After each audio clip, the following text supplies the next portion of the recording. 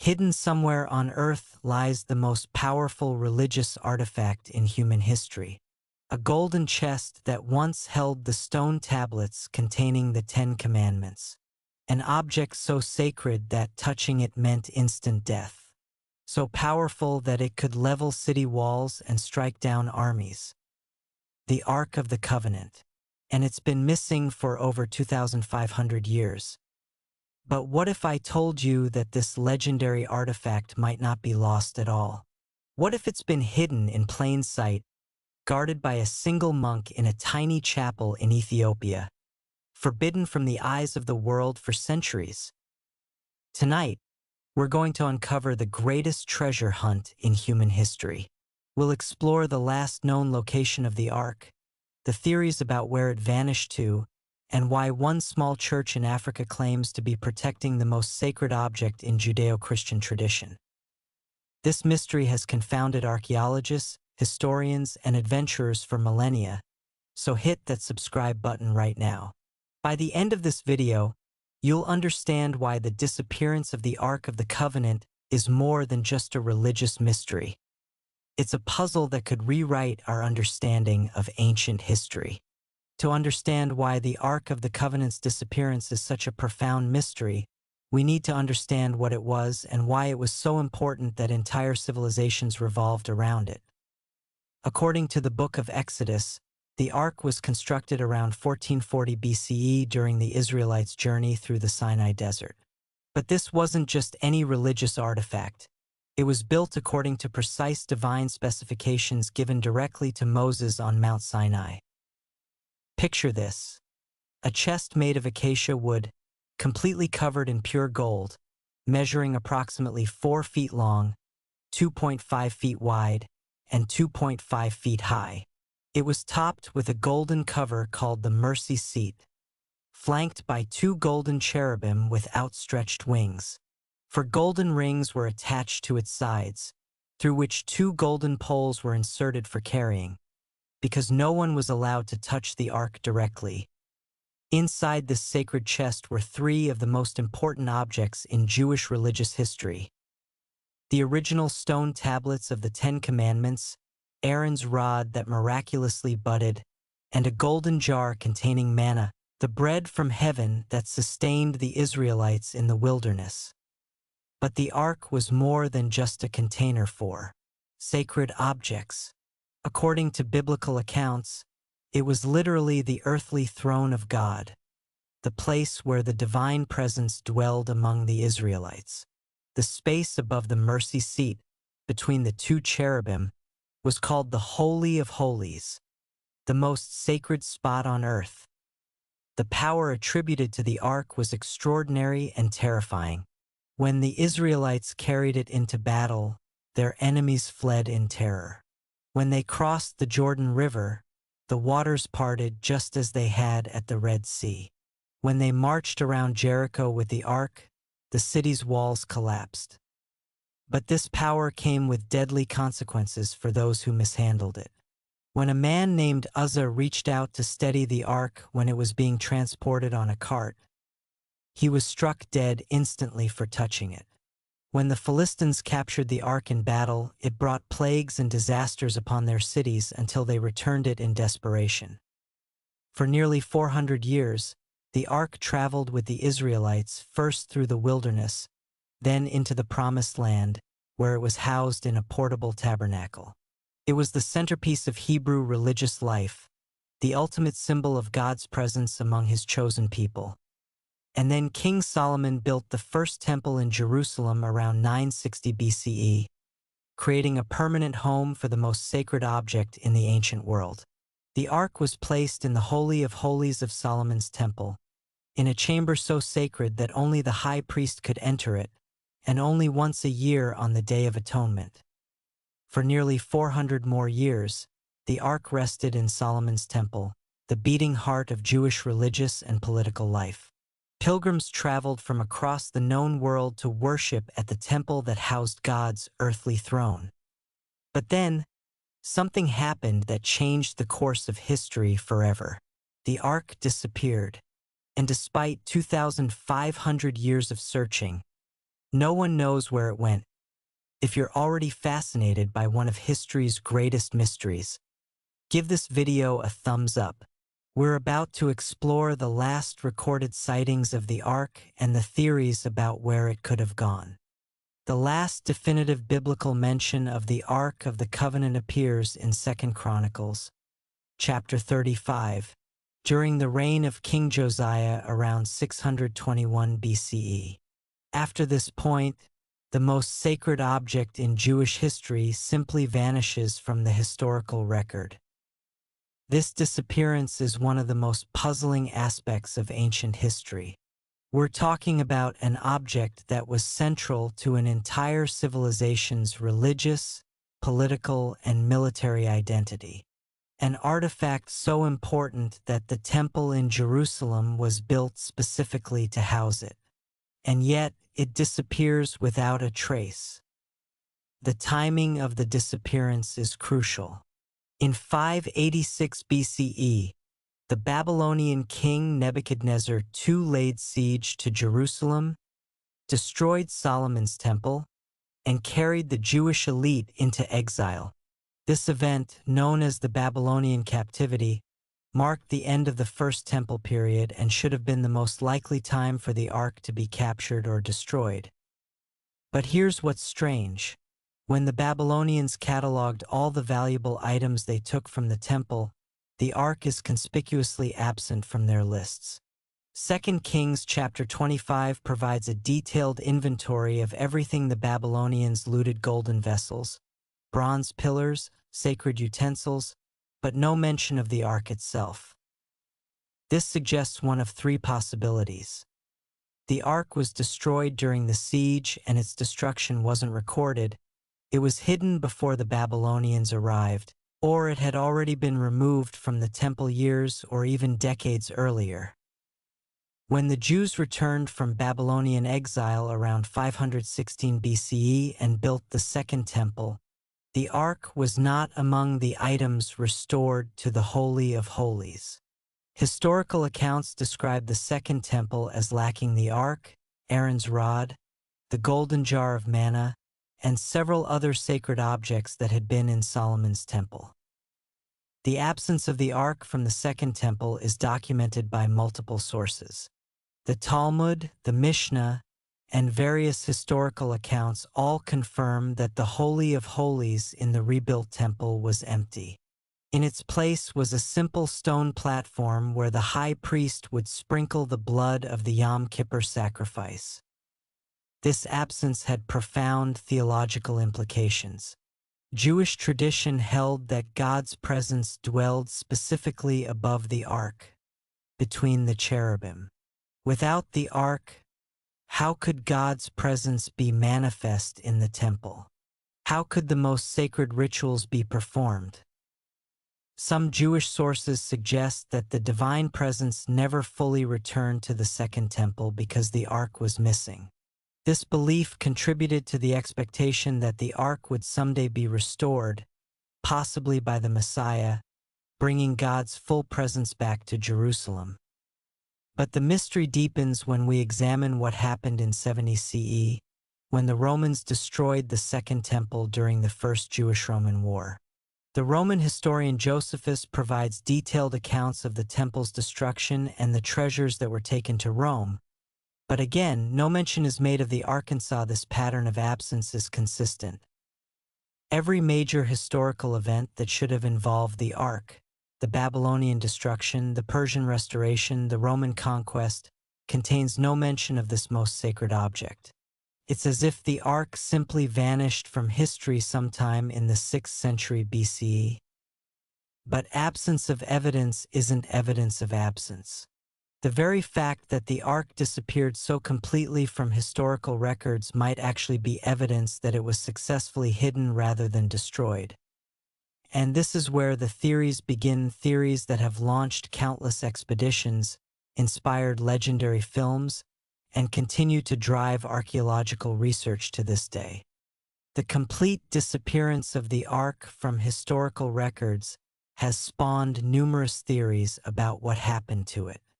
Some are scholarly and well-researched, Others venture into the realm of legend and speculation. But all of them attempt to answer the same fundamental question.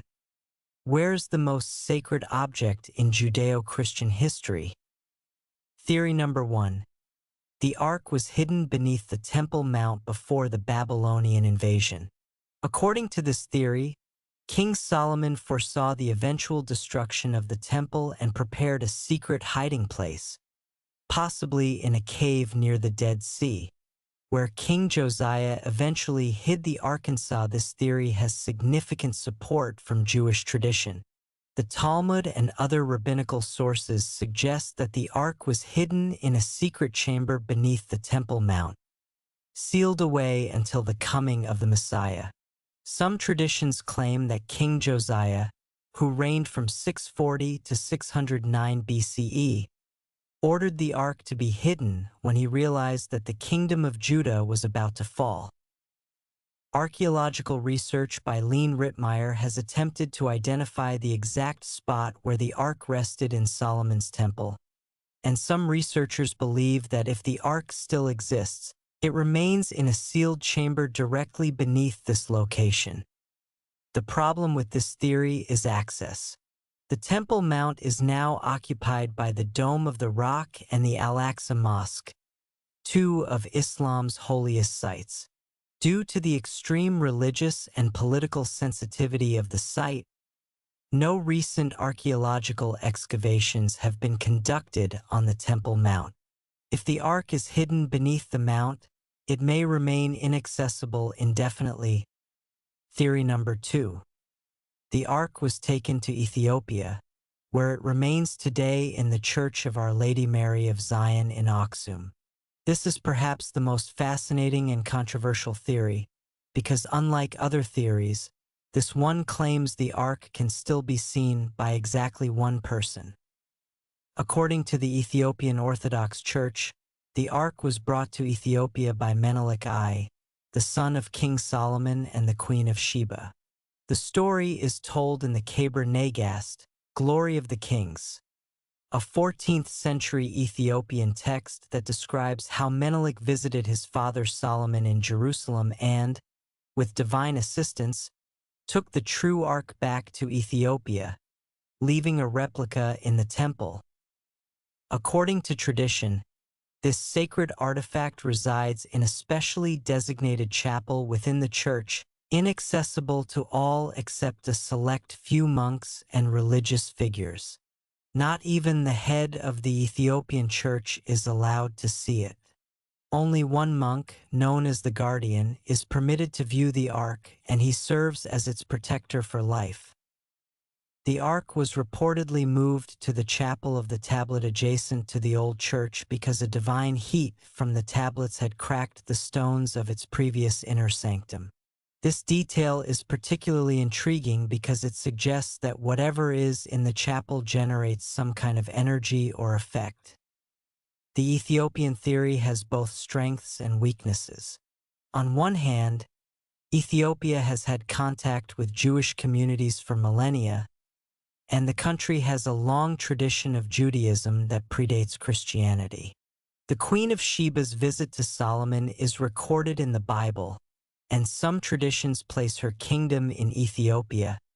On the other hand, historians and archaeologists have pushed back against the theory, with many scholars disputing the claim. The fact that no one except the Guardian can examine the object makes it impossible to verify whether it's genuinely the biblical Ark or a later replica. Theory number 3. The Ark was destroyed during one of the many invasions of Jerusalem. This is the most prosaic explanation, but also one that many historians consider most likely. Ancient objects, no matter how sacred, can be lost to war, fire, or simple decay over time. However, this theory has its own problems. The Ark was made of acacia wood covered in gold, materials that should have survived even if the wooden core decayed. Gold doesn't rust or corrode, and even fragments of golden covering should have been discovered by now if the Ark had been destroyed in Jerusalem. And then there are the more exotic theories. That the ark was taken to Ireland by the prophet Jeremiah, that it's hidden in a cave at Qumran near the Dead Sea, that it was smuggled to Rome and lies somewhere in the Vatican's secret archives, or that it was carried to France by Knights Templar and hidden in a cathedral there. Each theory has its proponents, its evidence, and its critics. But the fundamental question remains. In an age of satellite archaeology, ground-penetrating radar, and international cooperation, how can an artifact as important as the Ark of the Covenant remain completely missing? This mystery has consumed researchers for centuries. What do you think happened to the Ark? Drop your theories in the comments. Sometimes the most insightful ideas come from unexpected sources. Despite 2,500 years of searching, the quest for the Ark of the Covenant continues today, driven by advanced archaeological techniques, historical research, and an enduring fascination with one of history's greatest mysteries. Modern archaeological methods have revolutionized the search for lost artifacts. Ground-penetrating radar can detect underground chambers. Satellite imagery can reveal hidden structures, and advanced chemical analysis can authenticate ancient materials. Yet the Ark remains elusive. The search has been complicated by political and religious sensitivities. The most likely location, beneath the Temple Mount in Jerusalem, remains archaeologically inaccessible due to its significance to Judaism, Christianity, and Islam. Any excavation would require unprecedented international cooperation and religious approval that may never come. Recent archaeological research has focused on understanding the Ark in its Egyptian context, noting that it was a piece of furniture from late Bronze Age Egypt that would have been familiar to people 3,300 years ago. This research helps us understand what the Ark might have looked like and how it would have been constructed, but it doesn't help us find it. Some researchers have focused on the Ethiopian theory, attempting to use historical analysis and cultural research to evaluate the claims of the Church of Our Lady Mary of Zion. However, the absolute secrecy surrounding the alleged Ark makes any scientific verification impossible. The Ethiopian Church's position is understandable from a religious perspective. If they truly believe they possess the Ark, allowing scientific examination could be seen as sacrilegious. But from a historical perspective, this secrecy makes it impossible to resolve one of archaeology's greatest questions. There have been numerous expeditions and investigations over the years. Some have been serious archaeological efforts, others have been sensationalized treasure hunts. Notable researchers like Graham Hancock have spent years investigating the Ethiopian theory, while others have searched in Ireland, France, and various locations in Israel and Jordan. One of the most intriguing aspects of the modern search is how it reveals the intersection of faith, scholarship, and adventure. For some, finding the Ark would be the ultimate archaeological discovery. For others, it would have profound theological implications. And for many, it represents the ultimate treasure hunt. But perhaps the most important modern development in Ark research is the recognition that the search itself tells us something important about human nature. Why do we continue to search for an artifact that vanished 2,500 years ago? What does our fascination with the Ark reveal about our relationship with the sacred and the mysterious? Some scholars argue that the Ark's continued absence may be more meaningful than its potential discovery. The mystery preserves the Ark's power in a way that finding it might not.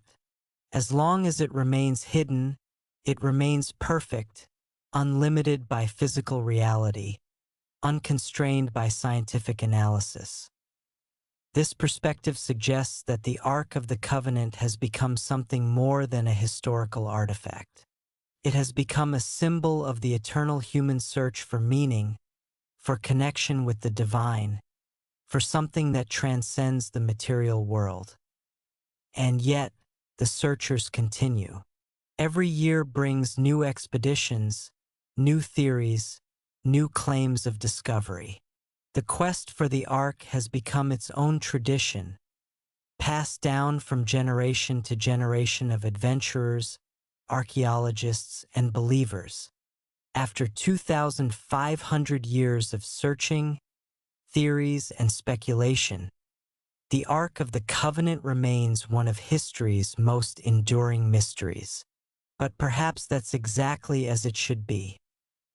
The Ark represents something unique in human history, an object that was simultaneously political and spiritual, historical and legendary, physical and metaphysical. It was the earthly throne of the divine, a golden chest that contained the fundamental laws of civilization, a weapon of war that was also an instrument of peace. The mystery of the Ark's location forces us to confront fundamental questions about faith, evidence, and the nature of the sacred. How do we verify the existence of an object whose very significance lies in its divine rather than material properties? Can something be historically real even if it can't be scientifically proven?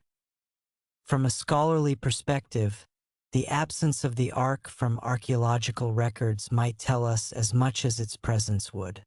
The fact that it disappeared so completely suggests that its guardians were extraordinarily successful in protecting it, or that it was never quite what the biblical accounts claimed it to be.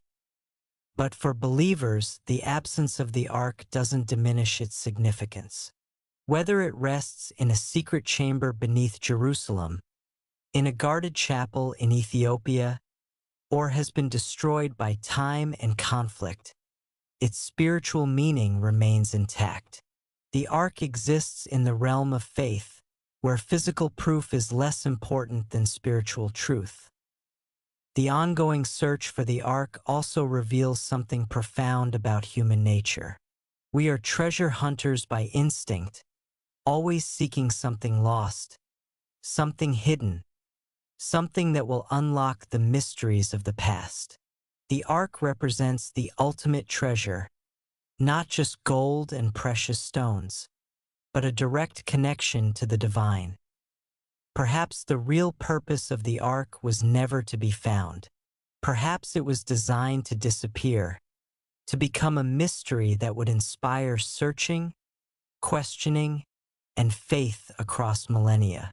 In this sense, the missing Ark has been more successful than the present Ark could ever have been. Every generation rediscovers the mystery of the Ark and interprets it through their own lens. Medieval Christians saw it as a prefiguration of Christ. Renaissance explorers saw it as the ultimate treasure. Modern archaeologists see it as a key to understanding ancient religion. Each interpretation reveals as much about the searcher as about the searched for. And so the mystery endures.